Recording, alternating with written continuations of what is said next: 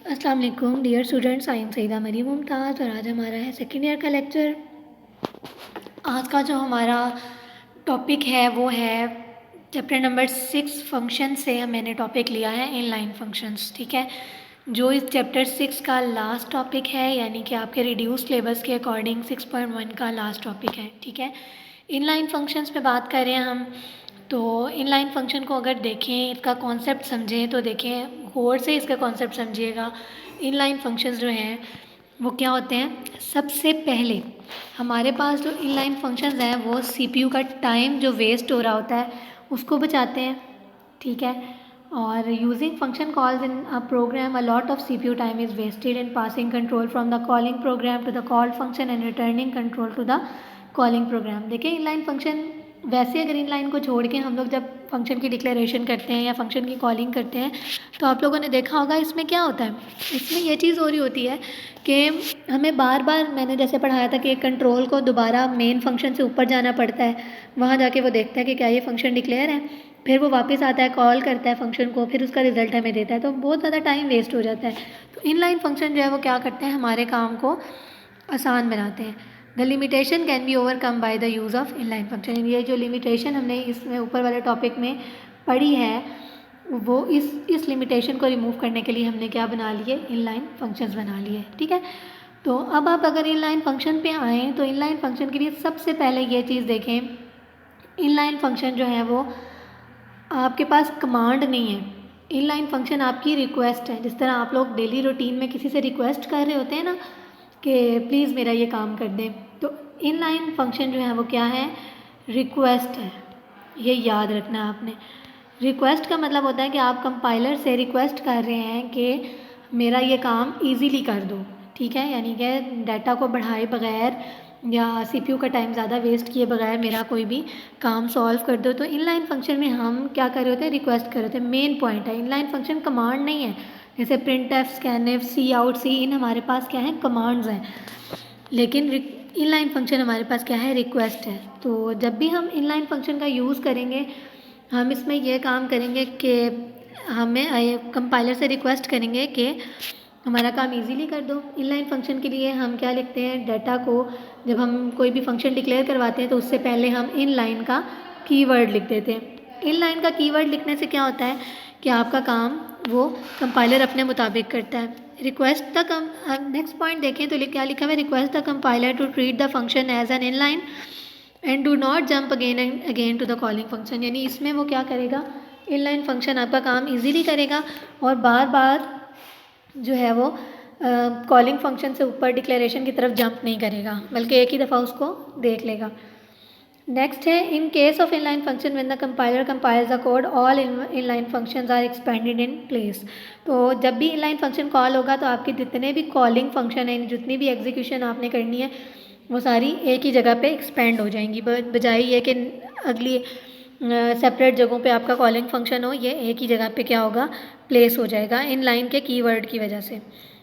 Next देखें, the function call is replaced with a copy of the content of the function itself which remove the function call overhead. यानी ये जो overhead हो जाता है, बार बार हमें फंक्शन को रिमूव करना, फंक्शन को एग्जीक्यूट करना पड़ता है, कॉल करना पड़ता है, ये इसके ओवरहेड को कम करेगा, यानी ये हमारी फटीक बचाएगा।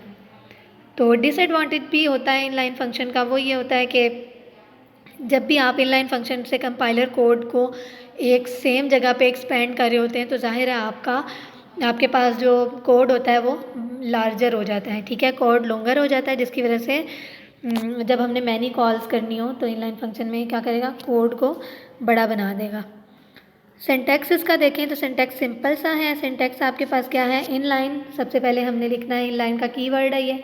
ठीक है, उसके बाद टाइप क्या है आपके पास, टाइप जो है वो रिटर्न टाइप है। रिटर्न टाइप के बाद ये जो नेम है, ये आपके पास नेम क्या है, आपके फंक्शन का नाम है, और आर्ग्यूमेंट्स आपके पास वो वाले पैरामीटर्स हैं। ठीक है, और स्टेटमेंट वो वाली स्टेटमेंट जो आपने एग्जीक्यूट करनी है। और इनलाइन स्टेटमेंट में ये चीज़ एक मेन पॉइंट याद रखिएगा कि इसमें सिंगल स्टेटमेंट्स एग्जीक्यूट होती हैं। ठीक है, यानी आपकी फंक्शन डेफिनेशन में सिंगल स्टेटमेंट होंगी। आप इसमें, जैसे मैं आपको आगे बताती हूँ किस तरीके से सिंगल स्टेटमेंट यूज़ होंगी। हम इसमें प्रोग्राम को अगर देखें तो आप देख सकते हैं ये सिंपल सा प्रोग्राम लिखा हुआ है जिसमें क्या है, इनलाइन का ये यूजिंग नेम स्पेस std के नीचे आप देखें तो इनलाइन का कीवर्ड यूज़ हुआ हुआ है। इंट आपकी क्या है, रिटर्न टाइप है। मिनिमम यानी मिन क्या है आपके पास, एक फंक्शन का नाम है और ये 2 पैरामीटर्स लिए हुए हैं, इंट ए और इंट बी, ठीक है। और ये वाला काम देखें जो रिटर्न में लिखा हुआ है ये आपके पास ना आपने 10th क्लास में पढ़ी हुई होंगी, ये कंडीशनल स्टेटमेंट्स हैं, ठीक है। ये आपके पास क्या है, कंडीशनल स्टेटमेंट्स हैं या टर्नरी ऑपरेटर है, जिसमें आपके पास क्या करो, ये इफ़ एल्स का काम कर रहा है, ठीक है। ये देखें ये लिखा हुआ है ना, ए ग्रेटर देन बी, ठीक है, क्वेश्चन मार्क, यानी इफ़ अगर ए जो है वो बी से ग्रेटर हो तो क्या प्रिंट कर दो, बी प्रिंट कर दो, वरना क्या कर दो, वरना ए प्रिंट कर दो। यानी इसका क्या मकसद हो, इसने ना मिनिमम वैल्यू लेनी है। वो कहता है आप ए और बी को 2 वैल्यूज़ देंगे, तो अगर ए जो है वो ग्रेटर हुआ बी से तो जाहिर है ए की वैल्यू बड़ी होगी, बी की वैल्यू मिनिमम होगी, तो हम क्या करेंगे, बी की वैल्यू प्रिंट कर देगा हमारा कंपाइलर। तो ये देखें अब ये वाली जो चीज़ थी, हाँ आप इसको इफ़ एल्स की फॉर्म में भी लिख सकते थे ना इफ़ एल्स की फॉर्म में, लेकिन हम इन लाइन वाले ऑपरेशंस में, इन लाइन वाली डेफिनेशन में फंक्शन की मल्टीपल स्टेटमेंट नहीं लिख सकते, जबकि हम अपना काम कैसे करेंगे, सिंगल स्टेटमेंट की फॉर्म में करेंगे। इसलिए यहाँ पे इन लाइन की डेफिनेशन में जस्ट सिंगल स्टेटमेंट लिखी हुई है। उसके बाद आप इंट मेन पे आएँ और सी आउट में क्या लिखा हुआ है, maximum out of 13 and 32 is minimum 13 32, यानी ये वाला फंक्शन की कॉलिंग हो रही है। ये देखें मिनिमम आपका फंक्शन नेम, 13 आपका असाइन हो जाएगा ए को और 32 आपका असाइन हो जाएगा बी को, ठीक है। इसी तरह 34 आपका असाइन हो जाएगा ए को, 65 आपका असाइन हो जाएगा बी को। तो हमें इसमें पता चल जाएगा, क्योंकि आप इस वाले रिटर्न वाले जो लिखा हुआ है इसमें आप डाल के देखेंगे ना अपनी वैल्यूज़, तो आपको पता चल जाएगा कि ए ग्रेटर देन बी। जैसे फ़र्ज़ करें मैं इसको अगर ड्राई रन करवाऊँ तो पहली वैल्यू आपके पास है 13 और 32, ठीक है। तो हम क्या करेंगे, रिटर्न में लिखेंगे 13 जो है वो ग्रेटर है 32 से, तो 13 तो नहीं है ना ग्रेटर 32 से, तो हमारे पास बी प्रिंट नहीं होगा, बी की वैल्यू ये बी प्रिंट नहीं होगा, जबकि क्या प्रिंट हो जाएगा, ए प्रिंट हो जाएगा। इसी तरह नेक्स्ट में आपके पास क्या है, 32 और 65 है आई थिंक, तो 32 और 65 में क्या होगा, इसमें आप डाल के देखेंगे तो आपके पास पहली वैल्यू आएगी, ठीक है। तो अगर हम इसकी आउटपुट देखें तो आउटपुट एग्जीक्यूशन क्या है, देख सकते हैं maximum out of 13 and 32 is 13, और 34 और 65 में से मिनिमम वैल्यू क्या है आपके पास 34। तो ये मैक्सिमम लिखा हुआ ना ये मिनिमम ही है, ठीक है।